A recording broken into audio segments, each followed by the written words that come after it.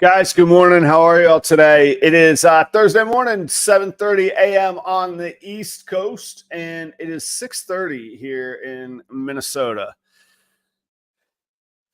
Why I do a 6:30 a.m. morning show is a little bit beyond me sometimes, but here I am.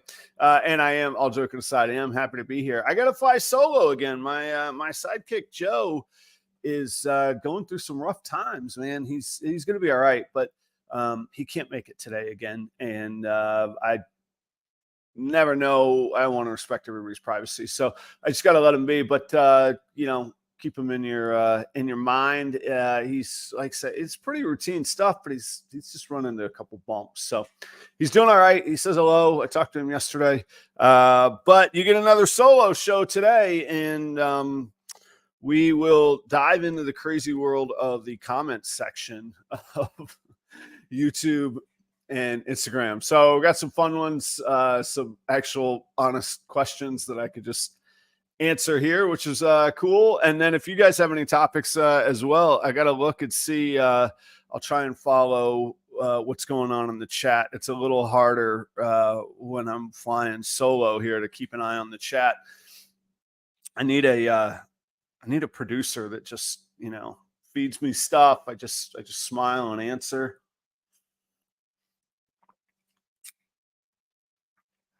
Yeah.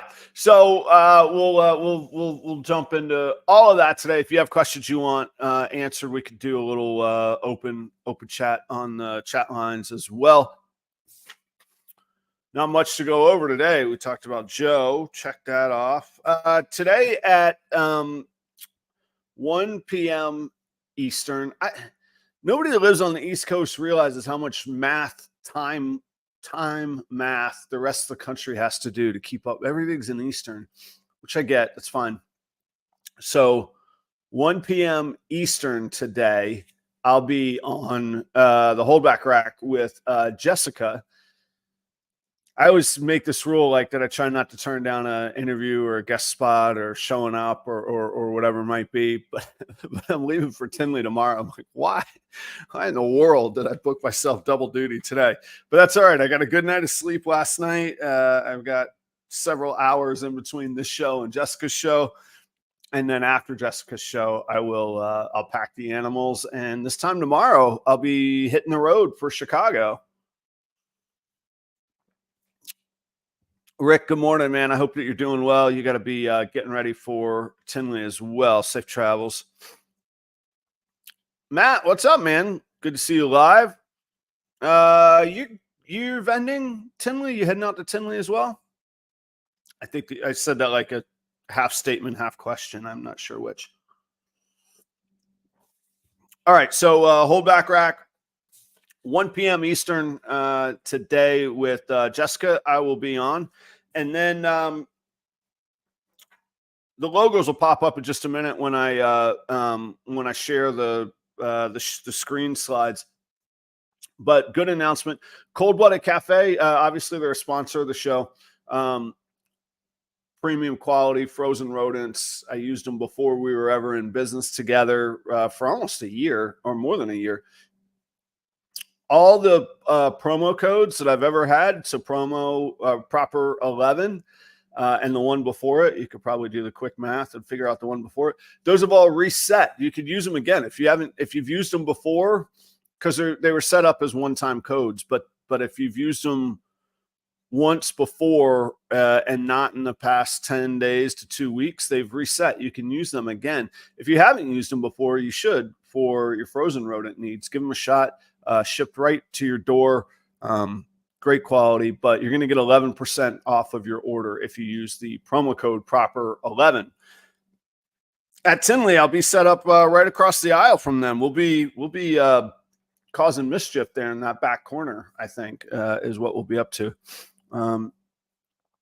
Let's see. Matt says, see you tomorrow, man. Not vending, but I'll be there Friday and Saturday. Oh, cool. Cool. Yeah, I'll be setting up, obviously, vending Friday. Friday's like the VIP setup day, if those of y'all that don't know.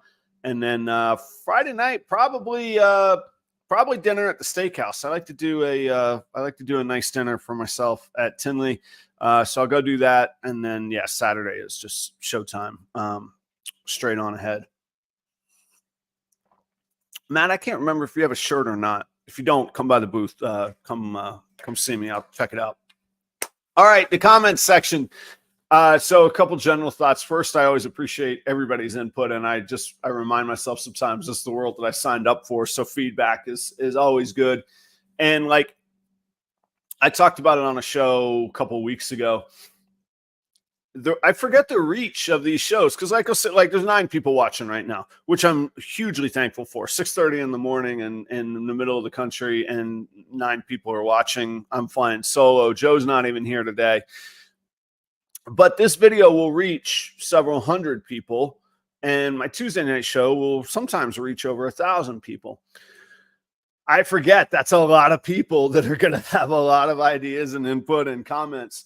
So it's pretty fun. We always hear about the terrible feedback of social media and comment section and, mental health that goes with that and all of that. And there is that, but I'll say YouTube does a really good job of weeding that out. So I don't even see a lot of that stuff.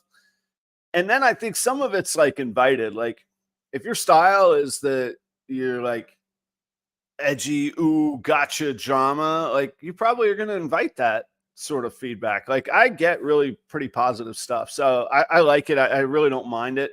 I get a few things, but like, look, man, I was in restaurants for almost 30 years. If you think I got thin skin on feedback,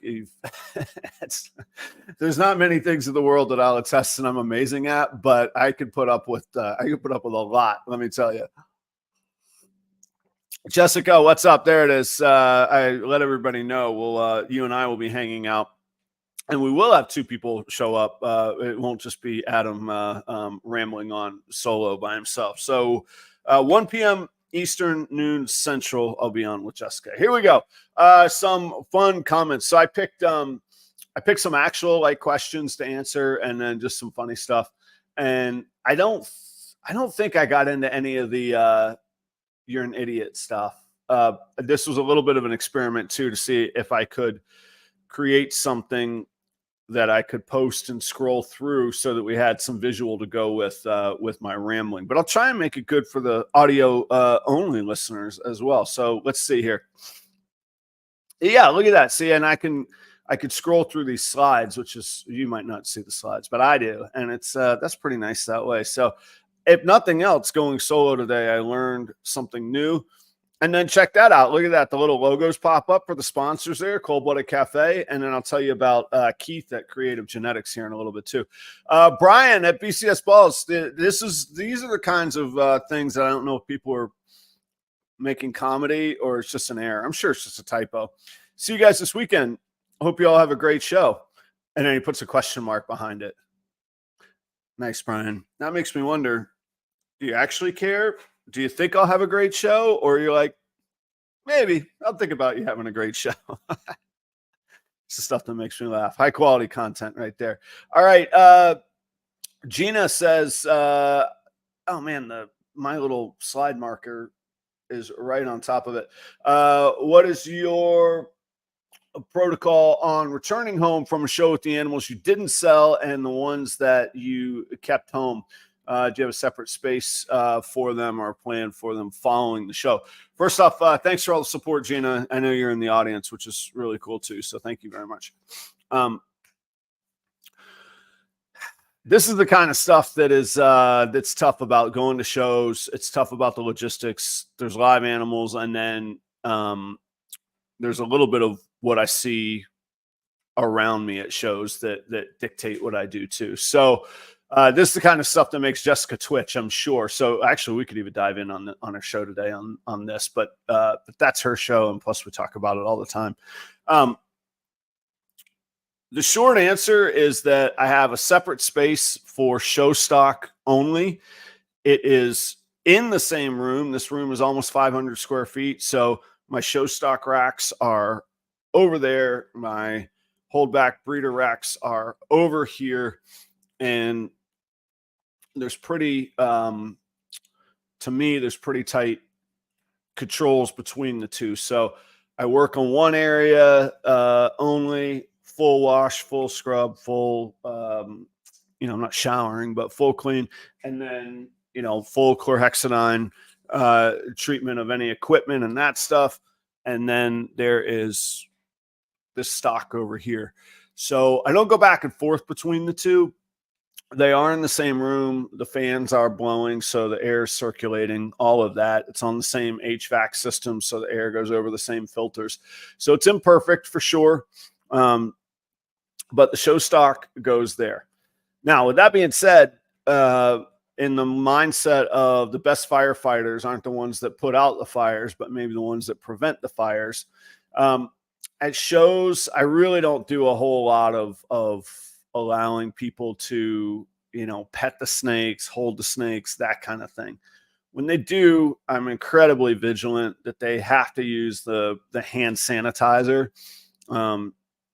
Again, none of this is perfect, but it's an idea of reducing risk, which was always the idea in kitchens. No kitchen's going to be 100% sterile, because the second you walk into it, it's not sterile.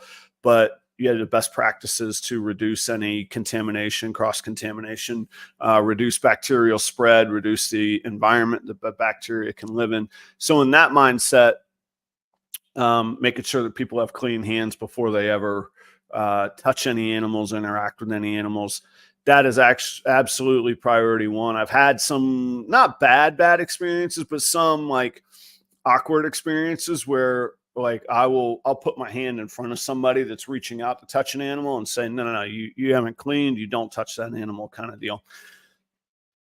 So I do that. And then I look at the booths that are around me and near me.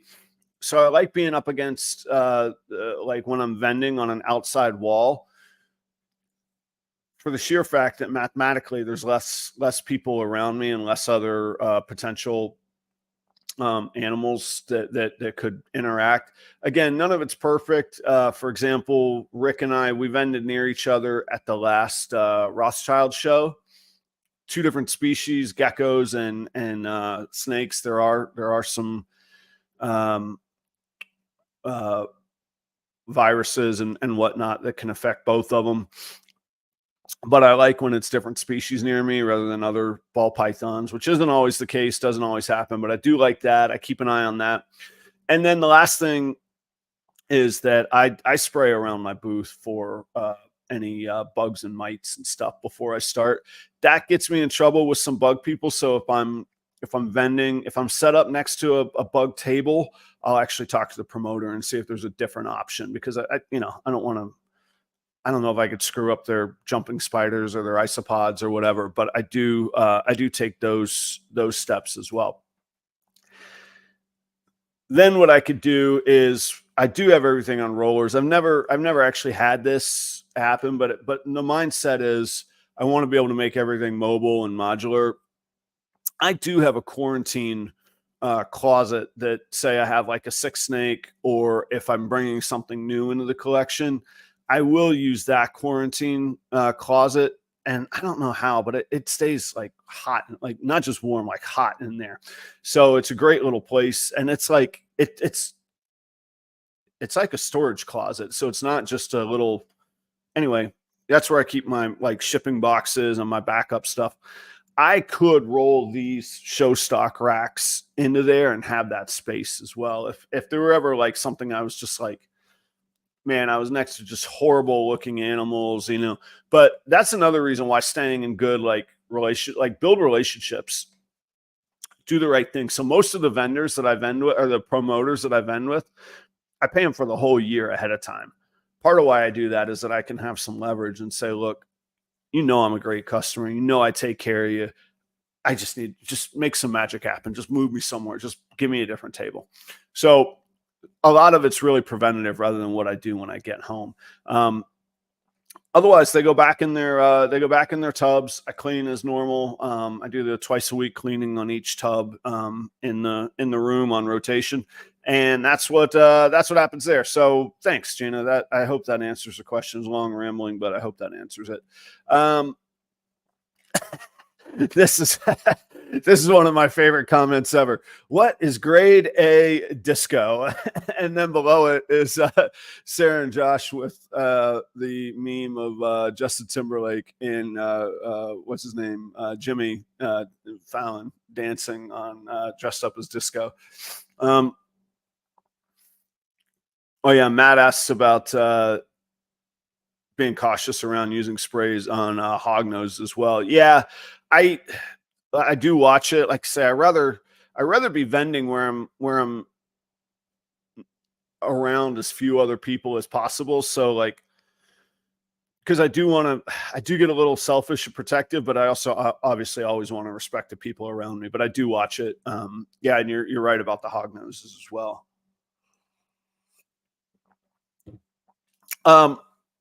So Alpha Ball Python says, what is grade A disco?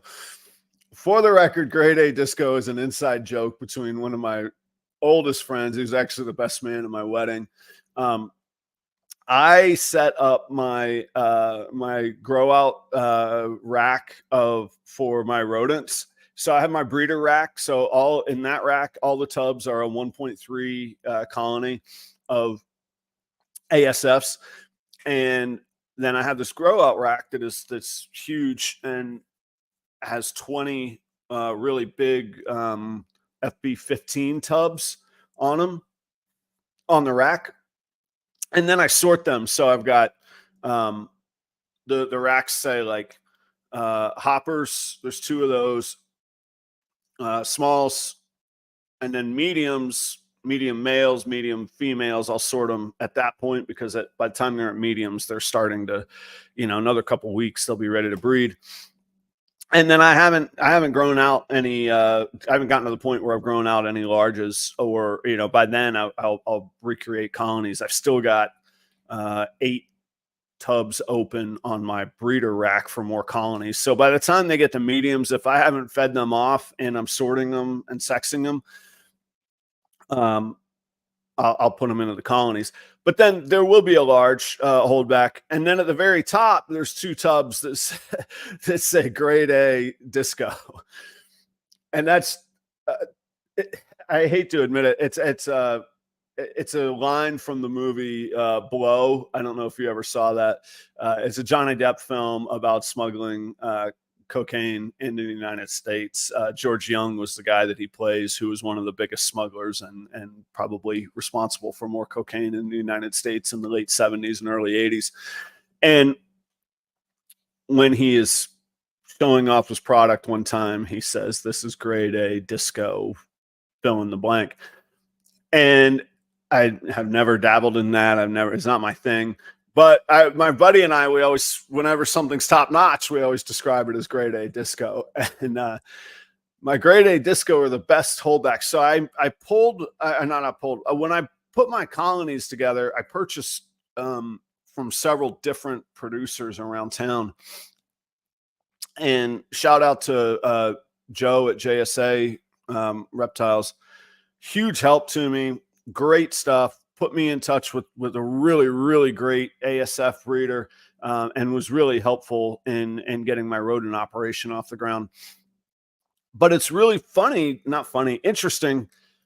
I can look at the different tubs without even looking at their label and know which breeder producer that I got them from in town. And there is a batch that is out of Iowa that thankfully I think is 25 of my 45 colonies. That is phenomenal. Like their body condition when they hatch, not when they hatch, they're babies that are birthed. When they're neonates is beautiful. Their fur is fuller, it's softer. It doesn't get any of that mange or like thin hair. They groom each other better. They're bigger. They get to maturity at the same amount of time, but they're getting bigger in that same amount of time. So it actually gives the impression that they're growing. They are getting bigger faster. I love these things. So a little inside joke for myself. I pull those and I separate those. Those are what I'll make my future colonies out of. So I pull those and I'm working on getting a back stock of those. And eventually then I'll sell them or I'll feed them. But for right now, all of those babies go in the grade A disco box. So that's what grade A disco is. But I really love those ASFs. Those things are fantastic. Like, I think there's even like a marketing scheme in there. So I might even be like, you know, Adam's got the grade A disco when it comes to ASFs. But those will be what I selectively breed. The others, I'll feed off the babies, and eventually, when those colonies retire, I'll replace those with with the good stuff, with the grade A disco. Oh, there it is. I don't know if you can see it. Yeah, the little arrows. That's what I was trying to describe, or what I was describing going through there. What's up, Quentin? I hope you're doing well. Snake X, come by the booth, say hello, man. Or I call everybody man. I'm not sure if that's the right gender or not, but come by the booth. I hope to see you as well. Thanks for tuning in this morning. What's next? I forget what's next on the slide. We're just we're flying blind here. What do we got? Oh yeah. This is Wes, and he is, for his screen name is great too. It's funny because I'll recognize people's avatar from like Instagram, or Wes is actually a Patreon member as well, supporter, which I appreciate. He says, "What a great video!" This is one of those compliments that's actually like a little critical feedback too. Like, he does it very well. This is the way to give compliment, the double-sided compliment and critical feedback. What a great video, Adam. Reminds me of back when you used to make produced, not live videos, which I understand the decision from a business standpoint. I just miss it personally. So thank you so much, Wes. I appreciate the feedback. Charlie, what's going on, man? I know we're all getting busy heading out to Tinley. Guys, check out shedtesting.com. If you're not aware of Charlie, you've been living under a rock, but you could test your animal sheds for a variety of morphs and genetics. And I swear to you, Charlie is the best customer service in the business. I think his prices are really good, but to be honest, like, I'd rather take the customer service and the certainty of the results over a few bucks here or there. Certainly competitive prices, I think, very good, but use promo code proper15. You get 15% off of 2 shed tests from Charlie at shedtesting.com. Wes, thanks so much on the feedback here on the screen. So the videos that I used to regularly produce, first off, I do intend to get back to producing them. Life, business, everything we do. I love the expression that says you could do anything that you want, but you can't do everything that you want. And so what you have to do, or what I have to do, I can't tell you what anybody else has to do. What I have to do is prioritize, because I can't do everything that I want. Literally, I run out of time in the day. Literally, I run out of hours that I'm awake. I talk to people like Charlie at Gray Rider, and we talk about getting businesses off the ground, and we both like laugh because we share stories of, you know, it's 1 a.m. and he's still doing shed tests, and I'm still feeding or finishing up dishes or mopping the floor or whatever. Getting a business off the ground and growing a business, you got to make choices and prioritize. And so I miss doing those videos, and I admit those videos really helped get my brand where it is. So I hate that I've abandoned them to some degree. On the other hand, to plan, map out, film, edit, do all the behind the scenes SEO, topic info on YouTube, and do it properly. I don't have to do that stuff, but to do it properly and get the results and get the reach and the value of doing the video, it really is about a full day's worth of work. So, I probably legitimately work 6 or 7 days most weeks, especially on show weeks. When I don't have a show, it's a little different, but like this weekend, Tinley, next weekend, Green Bay, I'll work 15, 18, 20 days straight on a stretch of weeks like that. So to take out somewhere between 15 to 20% of my work week to make a video which is good. And I mean, they last in perpetuity. They keep playing. Financially, I've never made much money on those videos. And when I say not much, like I probably average 70 to 80 bucks a month throughout the year that I make on YouTube. So like straight dollar for dollar, the value is not there. Adding value to the sponsorships, yeah, that brings value. Adding value to my brand that people interact with and then leave comments and familiarize themselves with Proper Royals, hugely valuable, absolutely hugely valuable. But when it comes to, could I be marketing rodents? Could I be marketing stock that I have or animals that I have in stock that I need to move? If you think about, I always joke about selling banana enchies, but if I could sell a female banana enchie for 150 bucks, I almost guarantee if I spend a whole day marketing, I'll sell a snake. Okay, that's going to, like, if I had the time to spare, that's what I would have to do. So I do want to get back to it. And I think it's important to do. And one of my goals this year was to average doing just one really good video a month, which I do think is feasible. I'm behind because I haven't produced any this year. So I owe myself 3. But I had 3 shows in February. I'm doing 3 shows in March. Then I get to a reasonable schedule of 2 shows a month until July, where I only have 1 show a month. So I think there'll be a better rhythm. I think there'll be a better feeling of where I could get to. I don't have I have a few clutches between now and July, but July is when the clutches will really start hitting heavy and I'll get crazy busy with the hatchlings. So I have this vision of between now and July, once I get through Green Bay next weekend, that I'll probably have a little bit of time and I can make some of these videos. So I like to give the context behind it. That's what's going on with the videos. So thank you very, very much for the input on that. Good morning, Victory Lane. I don't think I've seen you before. Thanks for tuning in today. I hope you enjoy the show and maybe choose to come back. A little like and subscribe action, you know. What else? What's next on the slides? Oh, HH Pythons. I think they're here in I think HH Pythons is here in Minnesota. I could be totally wrong. I haven't met them in person, but I see them a lot. I think they're here in Minnesota. So good local reach, which I'm always thankful for. Do you think your podcast will be on Spotify at some point? Yes. Speaking of goals for myself for the year,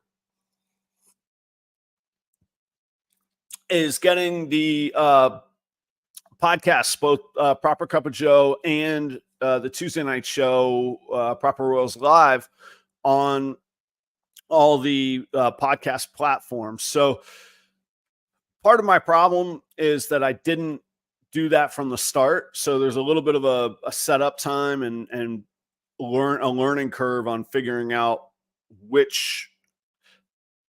So like you choose a platform's the right word I'm looking for, but you don't choose like Spotify, Apple, Amazon, all these different things. You choose like a distributor that you would update everything to, and then that distributor handles getting it to all of the platforms. So there was a little bit of a learning curve on choosing that, and I did land on one, but now I've even forgotten what that one's called. I have to look at that. But then secondarily, I haven't been downloading the audio files, and I have hundreds of these episodes, which it's a little bit tedious because I have to go through and manually download every episode. And then when I download it, all it says is like StreamYard and then a bunch of number gibberish. So then I have to go in, find the date, find the topic context, because then when I upload the shows, I need to put a descriptor for each one because I want you all to know what you're listening to, because you're probably not going to click on StreamYard, bunch of number gibberish, Proper Royals episode. So what I'm saying is I'm working through it. I've got about 80 files downloaded, and I think what I'll do is I'll probably upload them in batches, like the first, X number of, first 20 episode, and I'll probably do it in like 20 episode batches. So Proper Royals Live in August would be 3 years. So a little bit over 30 months for episodes. It's probably 120, 130 episodes of Proper Royals Live. And now Proper Cup of Joe, we're coming up. We've passed the 6-month mark. So there's probably 30 episodes of this. So all told, I've got 150-ish episodes to get through that I've got to do all that tedious work on. So it is coming. Again, speaking of, just stuff that I want to get done. I could do anything I want, but I can't do everything I want. So it's a little bit of that balancing act, but those media items are what's coming. Oh, thanks for checking out the show. Thanks for the support. I appreciate it, Bill. Thank you. If you guys are just tuning in, Joe is still out. He's just using up all of his PTO. We're gonna have to have a little talk about his attendance here. Now, Joe is working through some stuff. He's all right, but they don't quite have him fixed up yet. So we'll, for right now, I just got to respect his privacy. I have no idea what other people are comfortable sharing and not. But we'll get the full details on what Joe's been up to. I'll tell you that much. Sometimes I just get random comments. Graham writes promo SM. Anybody know what that means? Is that and I even asked, I said, what does that mean? No response. I do read all the comments. If you guys don't think I do, like here, I'm interacting with promo SM. I have this fear that that's like something, terrible that the kids say. And then I'm just the old man in the room that has no idea what's going on. And that everybody's like, oh, he said promo SM. I don't know what that means. Anybody know what that means? We don't have to solve this mystery right now in real time. But if anybody has an idea, you could put it in the comments. I get mystery commentary sometimes too. Okay. Acacia. I got Acacia pronounced right and then mispronounced ball. Acacia Ball Pythons wrote, where are you located, Adam, and what shows are you attending? I am located in Northfield, Minneapolis, which is just south of the Twin Cities. And what shows will I be attending? Here you go. I'll be at Tinley March 17th. That's this weekend. Of course, Green Bay next weekend, Green Bay, Wisconsin.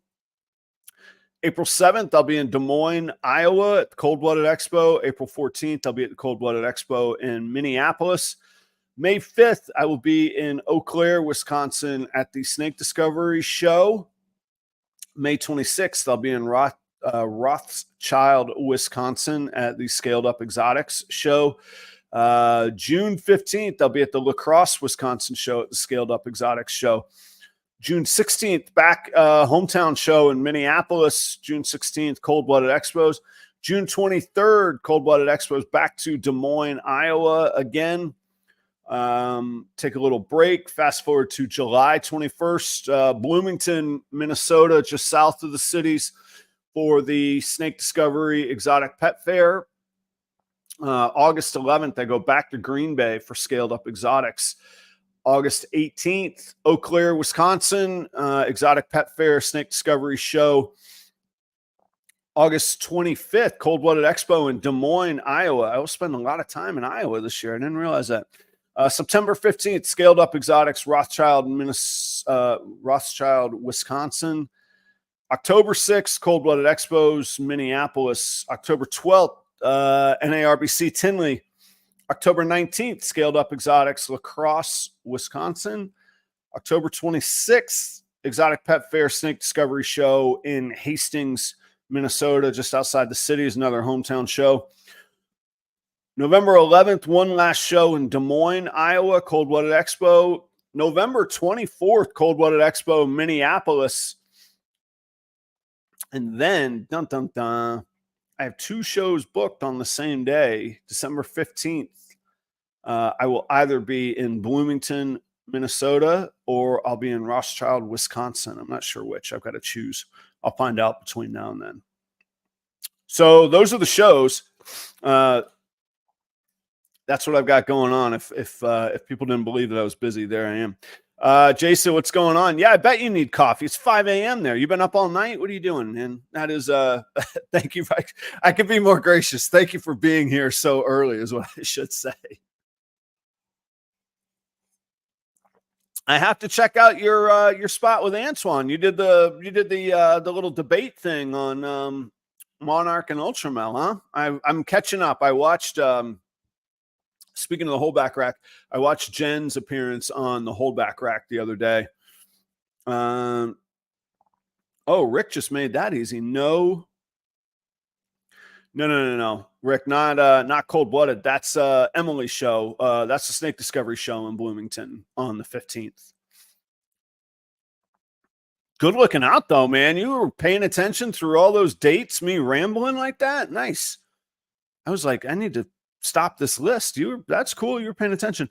No, that would be the Exotic Pet Fair Snake Discovery show, or a scaled up show in Rothschild that day. Secretly, I'll do the hometown show versus driving 3.5 hours to Rothschild. Rothschild's a good show. It's not 3.5 hours each way. Good though, comparatively. I don't remember what's on these slides. Next slide. What do we got coming up here? Oh yeah, deep topic right here. M Mouse or Mr. Is it Mr. Yeah, Mr. Mouse. Mr. Mouse says that's a great question I've never thought of. Where are all of the adult males? Most pet owners have females. I don't know if the statement most pet owners have females is true. Maybe it is. I don't know if I can quantify that. What I can quantify is I have no idea where all of the adult males are. It's something I wrestle with in this industry. And the context of what I'm talking about is, breeders, we own many snakes, tens, 20s, hundreds of snakes sometimes. The majority of those are females because they're the ones that lay the eggs, and the males can do far better on their ratios than 1-to-1. Most of my males probably go to between 3 and 4 females each year. You can do more. I'm not great about doing more because it's a lot of stress on the animal. And honestly, there's only a certain amount of viable goods that we want from each male as well too. So what I'm saying is, if nature generally odds wise does a 50-50 split, forget about bananas for a minute, and we only need males in a 1-to-3 or a 1-to-4 ratio. So we sell the males, and they tend to trickle down to the pet trade much quicker than the females do. But where are all the adult males? And I think the answer is probably that they're not doing so well, or not in existence, which I don't like. I don't like that part of the industry. Hopefully they're in good homes, or at worst, they've lived a reasonably good life. But I do wrestle with that, and that's another reason I go to saying, one of the words in my mission statement is purposeful. And people are like, what do you mean purposeful ball python? This is what I mean. I try and only breed purposeful animals that I would use or that somebody would buy. And they could be purposeful as a pet. But I really try and stay away from anything that would be possibly just a normal or possible double hets. Like I try to do very little het to het pairing, partially for just this reason, but also because I don't want to have the future expense of testing, but I want to make them more desirable, more purposeful, so that I'm not contributing to sort of the delinquency of any hobby or industry. And I know that comes with the pet and animal trade. But it does bother me. So, so there's a question, just sort of in the back of my mind. I'm not going to be able to cure it, but I do think it's an issue. But I do think I can produce like I say, purposeful ball pythons to where, these males aren't just going by the wayside. And that's a euphemism, but for probably even worse stuff. But that's a question that we have to ask. And I don't know where that goes, but that's something to think about as a participant in this trade and in this industry. Yeah. Snake X says, I still have my original pastel male just for fun. I have a couple that I'm looking at them over here, but I've got a couple that have graduated to just pet status, but I love them. Like I got one boy that we named Johnny. He was one of the very first hatchlings that we bought. He is a gorgeous orange dream. I still do use him a little bit. I usually pair him with one female a year. But honestly, he's just he's a family pet that we really enjoy. His temperament is fantastic. He eats like a beast, just all the good things that you want from a ball python. So I do have that. And I do have, we had one that was, born with a deformity. It had a kink and it only has one eye, and it's a banana pied. So we've got this kinked one-eyed male banana pied. I don't even know if it's a male. I don't think I ever sexed it, honestly. So it doesn't matter because he's clearly never going to breed, but we named him One-Eyed Willie. So maybe it's Will, whatever the female version of William would be, Wilhelma. I forget what that word is, but I have him as well. So, I mean, we're not just, I don't just throw snakes in the freezer. It's not my thing. I understand when people do. Hopefully they go to feed other snakes and at least can be recycled back into the world of other snakes, kind of deal. But, I do my best to look out for my males for sure. Keith says, what is the percentage of pet owners versus breeders in the industry? Numbers wise, I would say the pet owners far outweigh the breeders, which is ideal, because if the breeders outweigh the pet owners, we got a real problem. That actually might have been what happened the past couple of years. But the percentage of animals owned, that's an interesting question. I have no idea. I have no way to quantify it. And then, of course, actually, the real answer is probably that there's a gray area in there. I suspect that there's a whole lot of, we would call them hobbyists, where they're mostly pets and maybe they breed a couple clutches kind of thing. I think there's a whole lot of those, but I really am not 100% sure on that. Speaking of Keith, check out Creative Genetics. That's Keith out in Fresno, California. Keith is working with the stranger Codom gene, and he is working that into a variety of recessive projects. I also own some VPI clown stuff from Keith, and I also have a stud loaner from him that we're working on projects together with this year. So look, I like Keith. I was doing business with him before we ever started sharing snakes and advertising and all of that. So his contact information is down in the description. Thanks for the support, Keith. Wilma. Yeah, that's a much easier one. I'll tell you why I'm really embarrassed by that. Wilma is my grandmother's name. Yeah, I should have come up with that. Well, I was thinking of isn't there like a like one of those like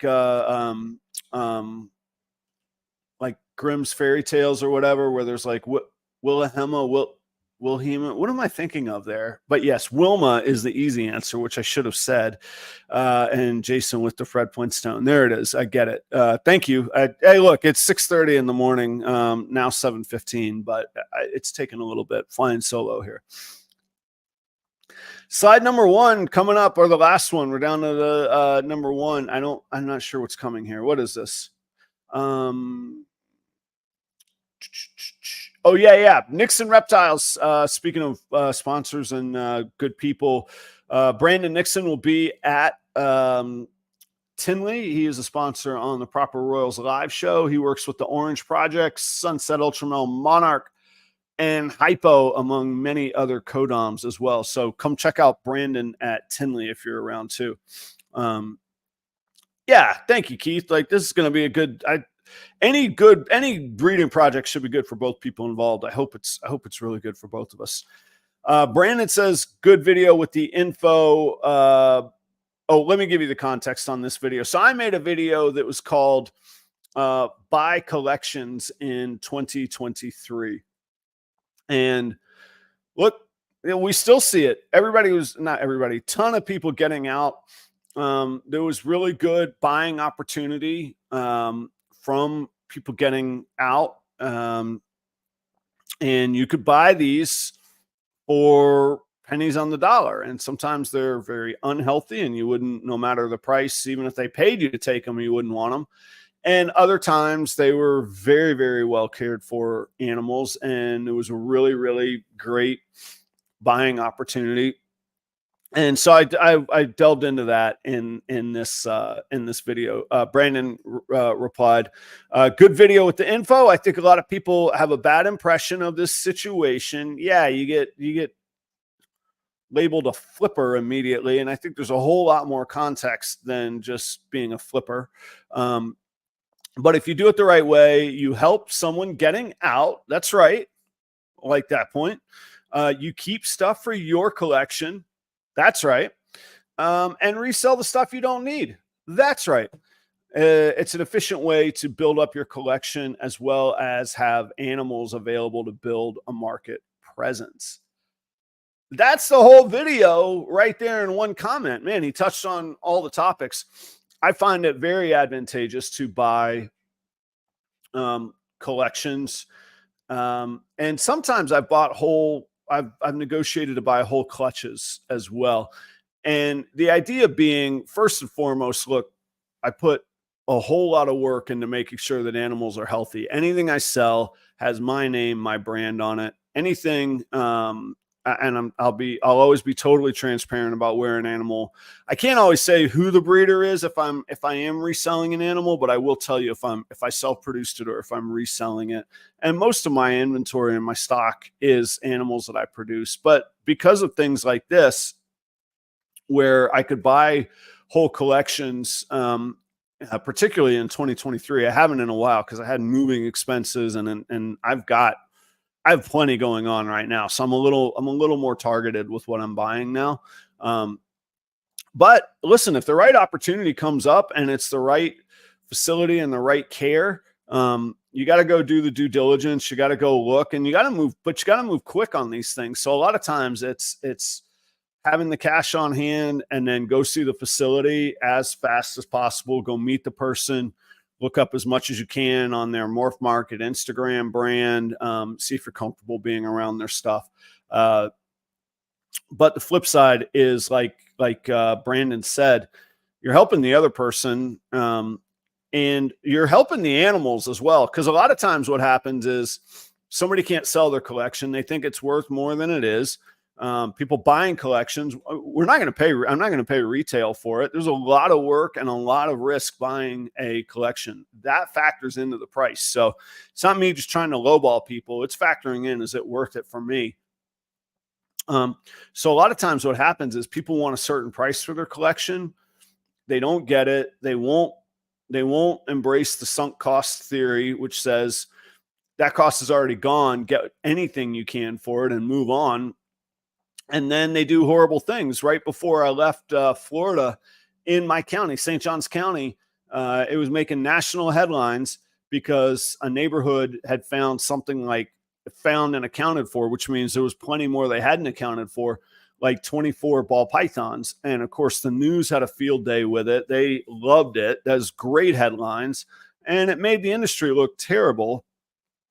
And come to find out, talking with local friends in Jacksonville, these people had been advertising on Craigslist, asking way too much for their collection, never got it, probably had a move out date that they had to get out by, couldn't move racks, couldn't move the animals. And then boom, now they're roaming the neighborhood and dying slow, painful deaths, which is terrible. So there is a benefit to the seller when you buy collections. The other thing is, I'll only speak for myself. The very first collection that I ever bought, I got an ARS rack in the deal. Amazing. I got, to this day, I still own and breed probably 12 to 15 of those females. Amazing. And then I divvied up. I had to make some choices because I could have kept everything. I had the racks, but I made sure that they were healthy. I made sure that my name and I was comfortable putting my brand on it. I sold probably 30 to 40% of what I bought, but that paid for the purchase. So it netted out to no expense. And that jumped me so far forward of where I would have ever been buying snakes and breeding them. So it was a really great opportunity to move forward that way and kind of laid the foundation for where my collection and my business, more importantly, is today. So I thought that was a good, insightful comment. And Brandon, that's in a nutshell, that's Brandon as well. Super insightful, super thorough, and directly to the point. Very good on that. That's the last of the slides. We made it almost an hour. Look at that, flying solo. I appreciate you guys tuning in. Check out the Holdback Rack today at 1 p.m. Eastern, or check out the replay. That's Jessica over at the Holdback Rack. I'll be on there. We'll be chatting, hanging out. It'll probably be heavily ball python or atom content. I don't claim to know a whole lot about other species. Jessica will run circles on me on her encyclopedic knowledge of other things. I always learn a lot of good stuff, snake related or otherwise. I learn lots of good stuff on Jessica's show. So I'm looking forward to hanging out. Honored to be asked to come on to her show. Otherwise, I'll see you all at Tinley this weekend. Safe travels, those of y'all that are traveling. If you're interested in picking up anything from me at Tinley, get in touch with me. Let me know. And then, oh, you know what I was going to do? That's too late. I was going to promo what I have available. You know what I'll do? I'll make an Instagram video of it today. I got some pretty cool stuff. For self-deprecating as I am, normally I do have some cool stuff that I'm bringing to Tinley that you all should come check out. I'll do a little Instagram reel today, a little selfie where I'm just reading a list of cool stuff. So look out for that on Instagram. Otherwise, guys, I will see you somewhere, and I'll be back here Tuesday night with Jeremy Warfels, and next Thursday, hopefully Joe will be back. If not, I'm getting a fill-in if he's not going to be back. So thanks, everybody. I will see you all soon. Cheers.